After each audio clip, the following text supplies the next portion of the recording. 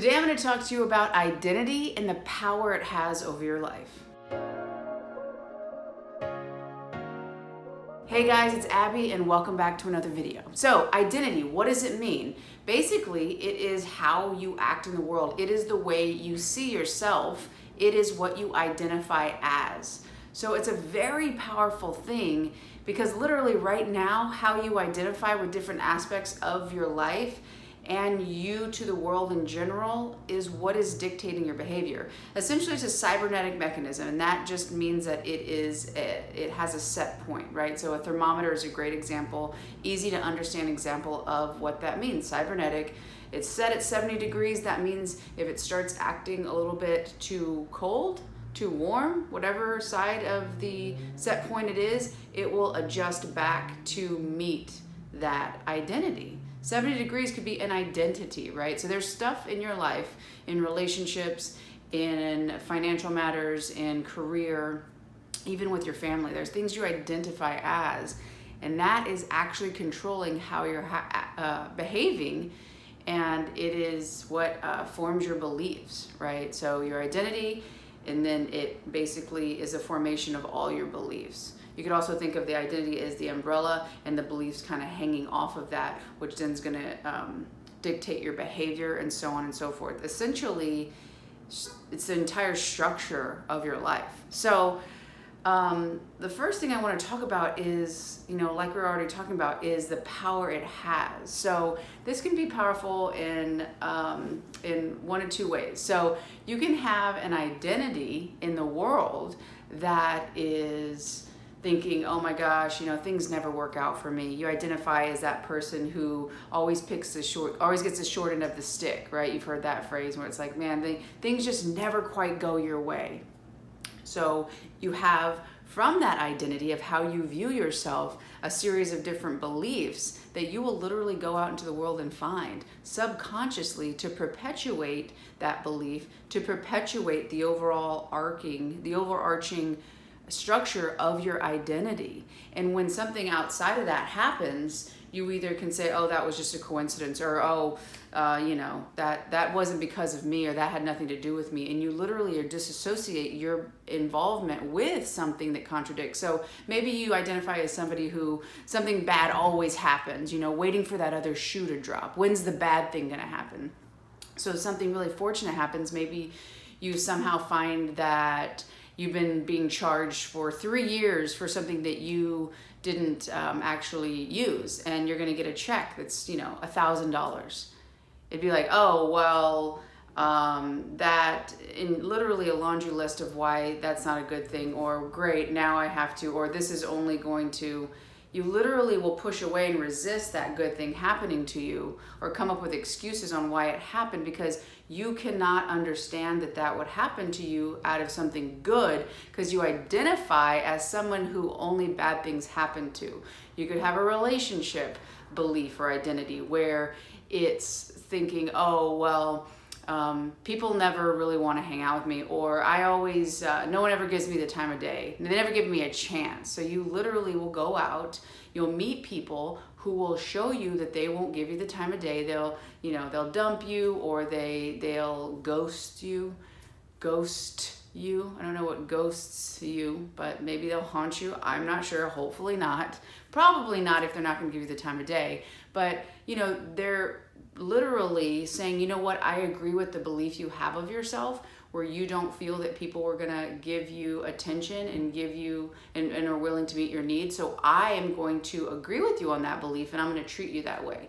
So if there's somebody outside of that would show you something different for your identity, well, it's going to be, maybe somebody does want to spend time with you and they're like, wow, you're really awesome. Would you like to go out again? You will probably be the one who resists them and pushes them away, because it literally contradicts how you see yourself.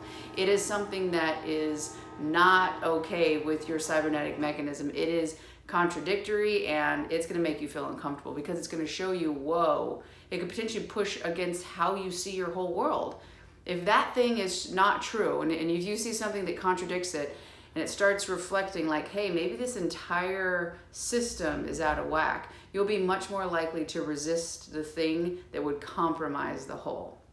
So this can be beneficial. This can impact your life in a couple different ways. For one, you can have that kind of negative view where you only are out there finding things that are perpetuating this view that's bringing you pain and discomfort and, you know, situations you don't really want to experience, yet you have the identity that that's what you do.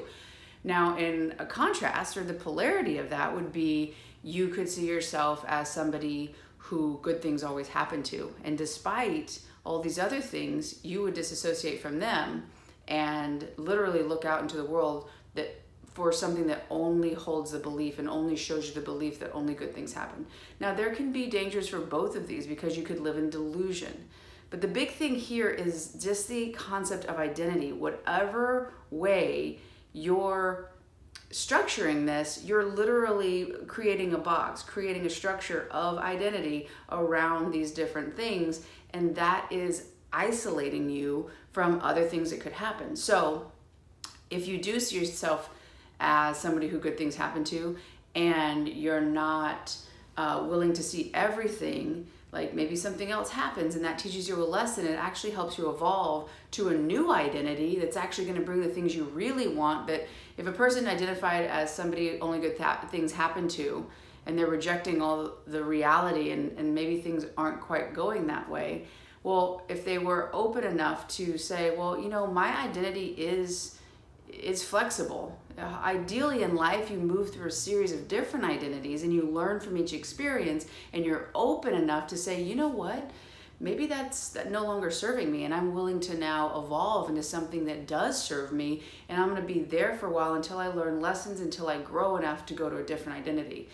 The big concept of today's video is just realizing that your identity is flexible. It is able to shift if you have enough awareness to see that, because it is all about awareness, right? Like, what is it right now that you identify as? What is your current identity? And I would encourage you to go and have some time to yourself, go to a coffee shop, go to your apartment, go to your room, whatever it is, and start listing out who you see yourself to be, right? Just characteristics. And you could even ask maybe a couple of your friends or family members, what kind of person am I?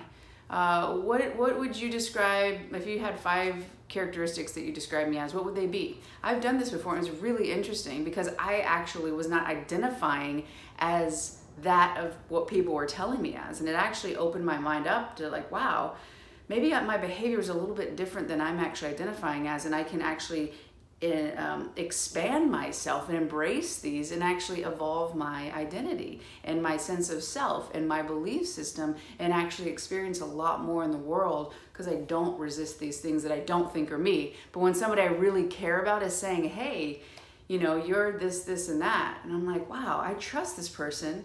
That's how they describe me as. Maybe that's true. And what if that were true? What if I embrace that wing of myself that I'm kind of fragmenting from, and I'm kind of giving resistance? What if that were true and I'd be able to embrace it? What else would I be able to offer the world, and what value could I give? You know, what experiences would that open me up to if I was that person, if I identified as that person? So again, the big things are just to be aware of how powerful your identity is right now, because no matter what you believe, you have an identity right now about yourself. From that identity, beliefs are helping keep that all glued together. That belief is creating behavior to keep you in that identity mechanism, the cybernetic mechanism that holds it all together. Now, as you start looking at what your current identity is, then you get to choose, well, do I like this? Is this something and somebody I want to be? Is this the behavior and traits of somebody of the person that is going to attain my goals? Like, whatever it is you want in the world, right? So the whole reason about clicking on the video is this identity has control over you, and if you want to make a big life shift, you just need to change your identity. And yes, it's very simple. It doesn't mean it's an easy thing, but it is simple. Change your identity, change your beliefs, change your behavior, change your outcomes. That's as simple as it is. Now, getting in there and realizing what's happening when it's happening to change your subconscious bias, Well, that's where the work comes to play, and that's where you'll find your greatest changes in your life when you start becoming more aware of it. But the big thing is who is it that you want to be? What behavior, what achievement is it that you dream of in the world? What belief structure, what identity would this person have to have, right? That future version of yourself. You start looking at that, you compare it to what you have right now, you're aware of the power, right, between these two, and you get to choose if you want to bridge that gap, if you want to create this current version of you with the belief structure and inventory you just did, to shift into this new identity, new belief structure, new behavioral patterns of the ideal version of yourself. Identity can absolutely change your life. A personal story for me is I was going around, and in my athletic career, I was a college athlete, and all through my athletic career, my identity shifted, right? But one of the most powerful moments for me that really helped me understand identity is when I was essentially a failing college athlete. I wasn't good. I was worse in my third year of college than I was in high school. It was embarrassing. I started going to meets as an embarrassed person. I don't want to do this. I'm not good at this. I shouldn't really even be here. I don't have the talent that it takes to really hang with these college athletes. And so I started identity can be very powerful, and it can be powerful in a negative way. It can get you away from really where you want to go because you're trapped in this belief system that's not supporting that ideal version of yourself. So I was in that old, outdated version. I'll never do that. I'm not good enough.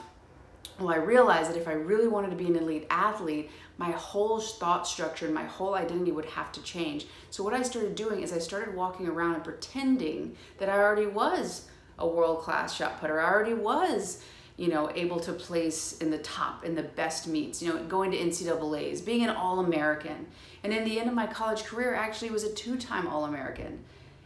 And you look back at the person that I was and the person that I ended my college career as, and it's two different people. I was the same being. All I was doing was running a different program.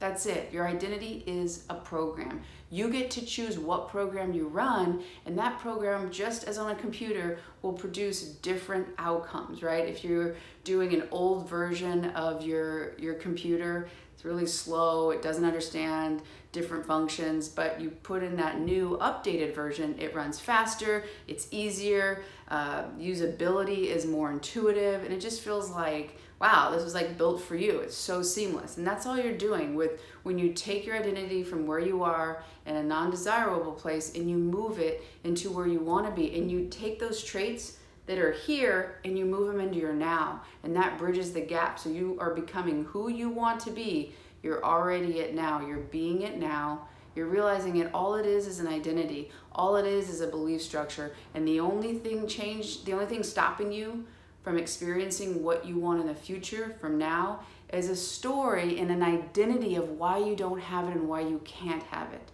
So the choice is yours. If you want to continue to perpetuate the past of always having things out of reach and never quite getting what you want, not being good enough, not quite having the resources you need, you can absolutely choose that for the rest of your life. However, I will say today that you have a choice. You can choose that those aspirations, those desires, a desire is an unfulfilled potential. You have the potential inside of you. The seeds are there. Will you nourish them? Will you water them and give them a chance to come to fruition, to come to their full maturity of yourself? So you get to choose. Maybe now it's time for, what would it be like if I did have the resources? What would that feel like? Oh my gosh, what if I was able to fulfill these dreams and these goals that I've had all my life? How good would that feel? How purposeful would my life feel? And what meaning would it change in the actions and the daily activities that I'm doing? You and only you get to choose that. It's a beautiful thing. It's a fragile thing. And it will change the course of your life when you start making choices and understanding what you're choosing. This has to do with the rest of your life. This has to do with the quality of life you live. You do have a choice, and you get to choose now. So what will you decide? I'm rooting for you. I hope you choose what brings your heart the most happiness and love. And I'm sending you love. I hope you liked this video. If you did, please hit subscribe. and the bell notification, which will let you know when I release my next video, which is every single day. If you liked it, click like. If you found it valuable, please share with others, and I will see you in the next video.